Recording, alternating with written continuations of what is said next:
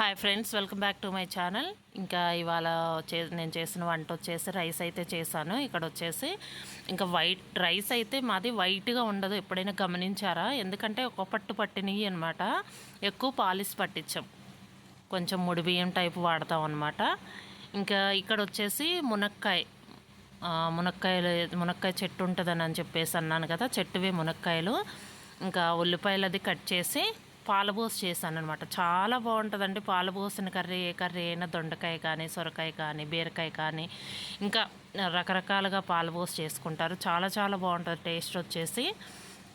ఇంకా కూరగాయలు ఏమీ లేనప్పుడు వట్టి ఉల్లిపాయలు కూడా పాలబోసి చేసినా చాలా బాగుంటుంది. మనకి కోడిగుడ్డు ఇగురు చేస్తాం కదా, దానికంటే కూడా ఇలా చేసుకుంటే చాలా బాగుంటుంది టేస్ట్ వచ్చేసి. ఇక్కడ వచ్చేసి మామిడికాయ తొక్కుడు పచ్చడి.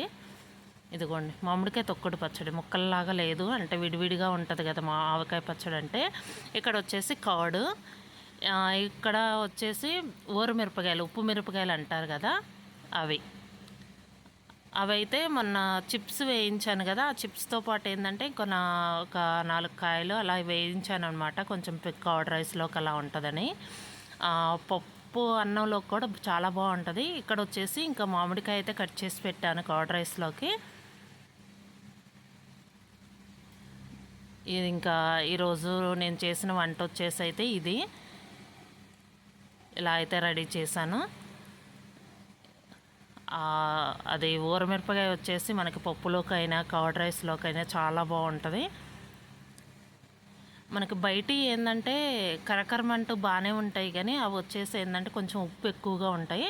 ఇదిగోండి, నేను చేసిన వంట వచ్చేసి ఇవాళ అయితే రైస్ చేశాను. నెక్స్ట్ వచ్చేసి ఇక్కడ మునక్కాయ ఉల్లిపాయ పాలుపోసి చేశాను.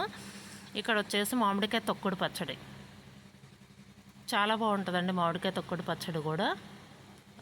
ముక్కలు వేసి రోట్లో వేసి తొక్కుతారనమాట.